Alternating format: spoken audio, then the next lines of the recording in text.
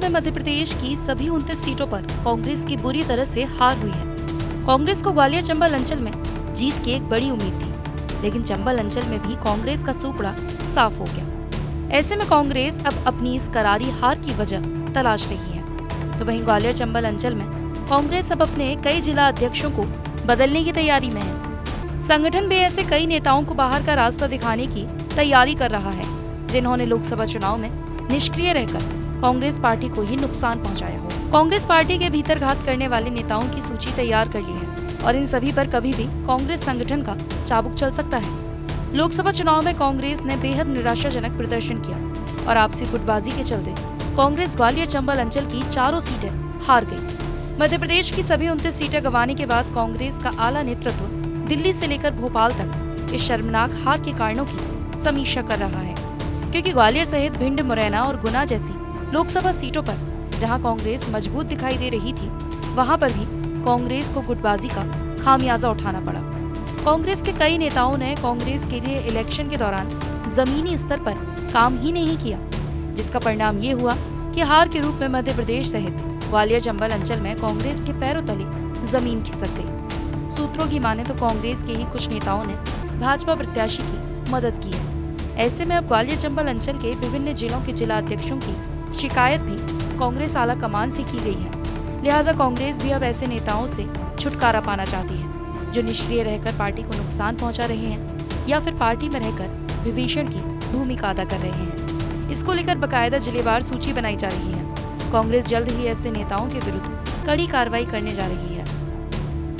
अभी दिल्ली में कार्य समिति की बैठक संपन्न हुई पार्टी की, उसमें तय हुआ है पार्टी एआईसीसी से लेकर जिले लेवल तक समीक्षा कर रही है कि पार्टी क्यों हारी और इसके हार के क्या कारण है, और जो भी पदाधिकारी निष्क्रिय रहे हैं, चाहे वो किसी भी पद पर हों, उनको तत्काल बदला जाएगा और हार के कारणों की समीक्षा की जाएगी। क्या पूरे एआईसीसी से ही इस तरह के निर्देश हैं? जो बैठक हुई थी उसमें क्या कुछ कहा गया? नहीं, उसमें ये तय किया गया है कि हार की समीक्षा की जाए कि हार के क्या कारण रहे और हम लोग कहाँ पर भूल हुई है पार्टी से, जिससे कि जो है परिणाम जो हमारे पक्ष में नहीं आ सके, उसकी समीक्षा की जा रही है।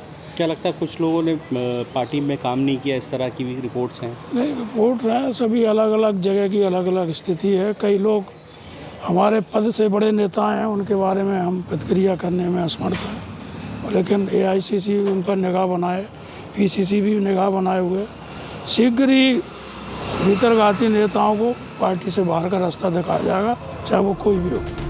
कांग्रेस की अंदरूनी गुटबाजी से लगातार भाजपा फायदे में है। ऐसे में अब बीजेपी लोकसभा चुनाव में हुई कांग्रेस की हार पर चुटकी ले रही है और कांग्रेस संगठन पर सवाल खड़े कर रही है। बीजेपी का कहना है कि कांग्रेस में संगठन नाम की कोई चीज नहीं है, वहाँ नेताओं के गुट बने हुए हैं, इसलिए कांग्रेस कभी भी अपने संगठन को मजबूत नहीं कर सकती। बीजेपी का ये भी दावा है कि कांग्रेस में अलग अलग गुट है, इनमें दिग्विजय सिंह गुट, जीतू पटवारी, कमलनाथ गुट, अरुण यादव गुट सक्रिय है। यही गुटबाजी कांग्रेस को मध्य प्रदेश में लगातार रसातल में लेते जा रही है। बीजेपी का आरोप तो ये भी है कि कांग्रेस सिर्फ संगठन के नाम मात्र के लिए नियुक्तियां करती है, उनका असली पावर इन नेताओं के हाथ में होता है।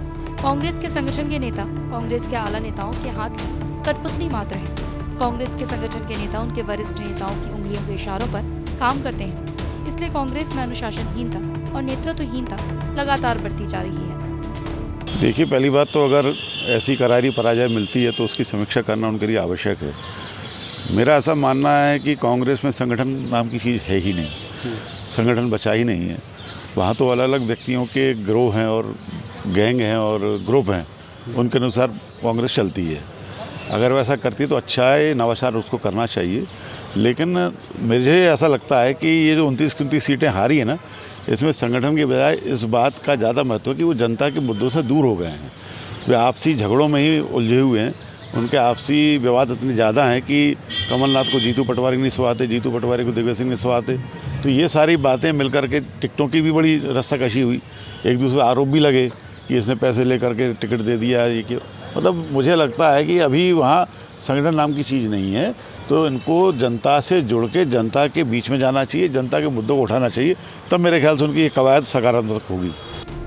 कुल मिलाकर कांग्रेस पार्टी अपने मजबूत गढ़ ग्वालियर चंबल अंचल में लगातार कमजोर हो रही है। पहले विधानसभा चुनाव में हारने के बाद अब लोकसभा चुनाव में भी कांग्रेस को करारी हार मिली है। एक के बाद एक लगातार मिली हार से कांग्रेस के कार्यकर्ताओं का मनोबल गिरा हुआ है। लेकिन इस हार के पीछे कांग्रेस नेताओं की आपसी अंदरूनी कलह भी एक बड़ी वजह है। ऐसे में ये देखना दिलचस्प होगा क्या कांग्रेस अपने भीतर घातियों को पहचान कर बाहर का रास्ता दिखा पाएगी या फिर शिकायत मिलने के बाद भी उन नेताओं पर एक्शन नहीं लिया जाएगा। बहरहाल ये तो अब आने वाला समय ही बता पाएगा कि आखिर कांग्रेस की लगातार हार के पीछे पार्टी के नेताओं का हाथ मांगती है। ग्वालियर से धर्मेंद्र शर्मा की रिपोर्ट, TV9 मध्य प्रदेश।